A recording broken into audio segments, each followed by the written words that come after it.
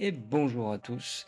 Alors du coup, on se retrouve pour la suite de la première vidéo sur le projet que j'ai à la ferme familiale, qui est donc de rénover un porteur qui est tombé.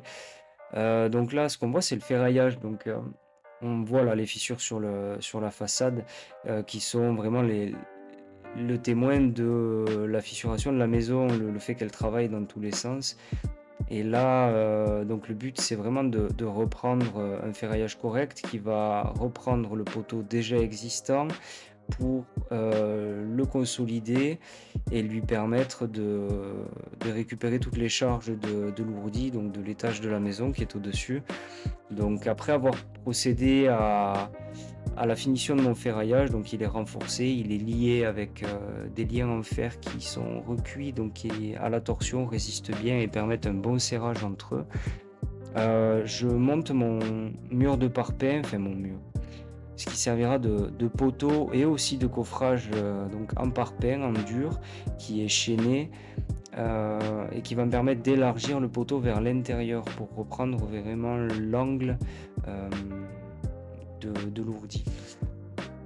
Donc je le maçonne, premier parpaing de ma vie, je j'apprends, je fais attention de faire bien les choses, j'utilise les bons outils, donc un cordeau, un niveau, pardon, un fil à plomb et j'avance comme ça, donc ça se bâtit. Bon, je mets certainement beaucoup plus de temps que mes collègues professionnels de ce secteur-là, de la maçonnerie, qui doivent certainement aller bien plus vite. Mais bon, c'est vrai que sur ce chantier-là, on a aussi une problématique de budget, c'est que là, on rentre dans des sommes qui sont conséquentes et aussi de disponibilité, parce que pour avoir quelqu'un de suite, c'est compliqué. Là, les maçons ont la tête ailleurs et les agendas bien remplis, et tant mieux, ça veut dire qu'il y a du boulot. Donc voilà, je passe par le fait de faire les travaux à la maison tout seul en essayant d'apprendre. Et là, je monte le deuxième poteau donc en bloc de chaînage, en bloc de chaînage vertical. Et ça va un peu mieux qu'au début, ça rentre, le boulot rentre. Euh, à force d'en poser, on se rend vite compte de la meilleure méthode pour arriver à l'objectif qui est au final d'avoir un poteau qui est parfaitement de niveau pour porter au mieux les charges qui lui seront amenées par la suite. Donc ça se bâtit petit à petit. C'est incroyable de voir comment le fait d'œuvrer dans la matière et de voir comment on avance au quotidien et voir les choses se monter, s'empiler petit à petit face à soi, ça rend heureux.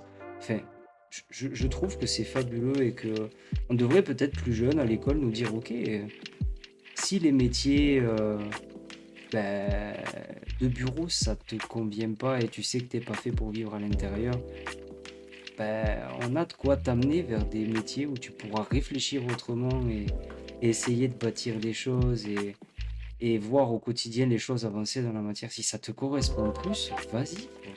Je me rappelle là de ce moment où il fallait choisir là, quand on était jeune, période lycée, qu'est-ce que tu vas faire plus tard, comment va être ta vie, tout ça. Toutes ces questions qui arrivent à cette période-là, mais comment est-ce qu'on peut savoir réellement ce qu'on veut faire?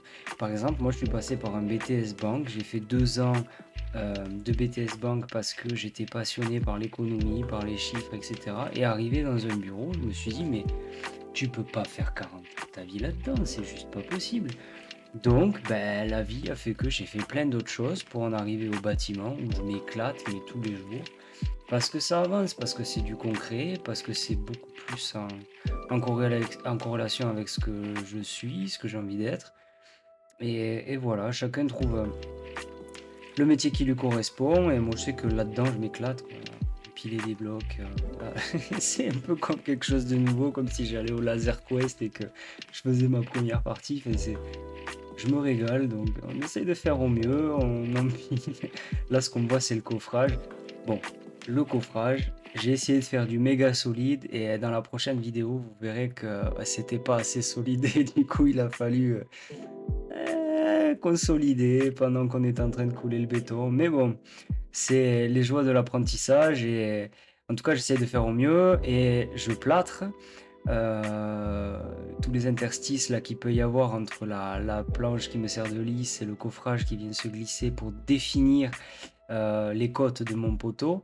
Donc c'est plâtré tout ça parce que là j'ai en plus j'ai la difficulté d'être sur un mur qui est complètement irrégulier et qu'il faut arroser, très poreux et qu'il faut nettoyer, enfin les joies de la rénovation quoi. Et on a commencé la journée, puis on a fini la nuit avec le paternel, mais c'est pas bien grave. Il faut aller voir la suite, ça commence à ressembler à quelque chose quand on décoffre. Merci d'avoir regardé cette vidéo et je vous mets en ligne la prochaine, le plus rapidement possible. Merci, merci.